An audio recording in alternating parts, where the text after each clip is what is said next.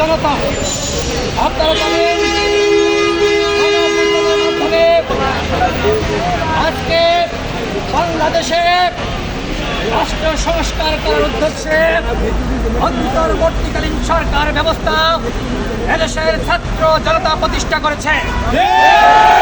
কিন্তু এই সরকারকে অসহযোগিতা করার জন্য আমরা দেখতে পাচ্ছি নানান মহল তারা প্রতিদিন বিভিন্ন দাবি দাওয়া নিয়ে রাজপথে আন্দোলন করছে, সচিবালয়ের মতন জায়গা অবরুদ্ধ করছে। আমরা এটিকে কোনো স্বাভাবিক আন্দোলন মনে করছি না। শেখ হাসিনার বিদায় হয়েছে, কিন্তু দিল্লিতে বসে শেখ হাসিনা নানান ধরনের উস্কানি দিচ্ছে, ষড়যন্ত্র করছে। আমরা সামাজিক যোগাযোগ মাধ্যমে দেখলাম আনসারের ড্রেস পরে ছাত্রলীগ যুবলীগ এই সচিবালয়ের সামনে অবস্থান নিয়েছিল, উপদেষ্টাদেরকে অবরুদ্ধ করেছিল। আমরা খবর পেয়ে ছাত্র জনতা সচিবালয়ের সামনে উপস্থিত হয়েছে, আনসারদেরকে বলেছি এখানে যারা এসেছে আপনাদের মধ্যে ছাত্রলীগ যুবলীগ রয়েছে, আনসারের ড্রেস পরে আজকে সচিবালয়কে অবরুদ্ধ করেছে। আগামী 1 মাস বাংলাদেশে দাবি দেওয়া নিয়ে কোনো আন্দোলন চলবে না। আগামী 1 মাস এই সরকারকে আমরা সকলে মিলে সহযোগিতা করতে চাই। আমরা এই সরকারকে কেন বসিয়েছি বন্ধুগণ? রাষ্ট্র সংস্কার করার জন্য। আজকে রাষ্ট্র সংস্কারের যে অগ্রযাত্রা সেটাকে ব্যাহত করার জন্য আজকে আনসারের ড্রেস পরে শেখ হাসিনার নির্দেশনায় ছাত্রলীগ যুবলীগ আজকে এখানে সচিবদেরকে এবং যারা উপদেষ্টা রয়েছে তাদেরকে অবরুদ্ধ করেছিল। আমরা তাদেরকে সচিবালয় থেকে মুক্ত করেছি। যারা ষড়যন্ত্র করবেন আন্দোলনের নামে, যারা দেশকে অস্থিতিশীল করার চক্রান্ত করবেন, আপনাদেরকে দাঁত ভাঙা জবাব দেওয়া হবে।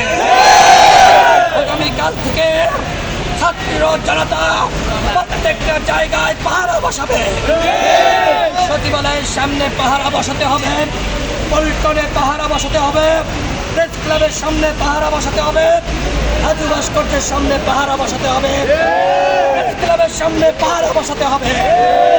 যারা আন্দোলন করতে চান, আপনাদের কোনো দাবি দেওয়া থাকলে আপনাদের স্মারকলিপি আমাদের কাছে দিয়ে যাবেন। আগামী 1 মাস পরে আমরা উপদেষ্টাদের কাছে এবং যারা এদেশের রাজনৈতিক দল রয়েছে, এদেশের অংশীদারিত্ব রয়েছে, আমরা তাদের কাছে গণ অধিকার পরিষদের পক্ষ থেকে আপনাদের দাবি দাওয়াগুলো পৌঁছে দেবেন ইনশাআল্লাহ।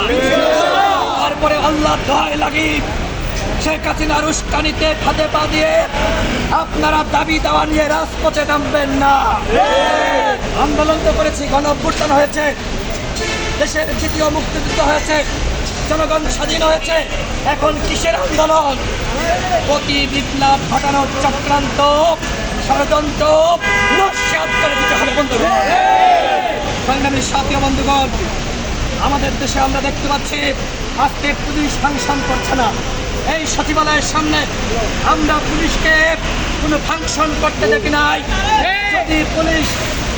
যদি পুলিশ তাদের দায়িত্ব পালন না করে, তাহলে এই গণ অভ্যুত্থানের সরকারকে বলতে চাই, আপনারা ছাত্র জনতাকে 1 মাসের ট্রেনিং দিয়ে বাংলাদেশের আইন শৃঙ্খলার দায়িত্ব দিয়ে কিভাবে এই প্রতিনিধিত্বকে নস্যাৎ করতে হয়, আওয়ামী লীগকে প্রতিহত করতে হয়, ষড়যন্ত্রকে মোকাবেলা করতে হয়, সেটি আমরা দেখিয়ে দিব।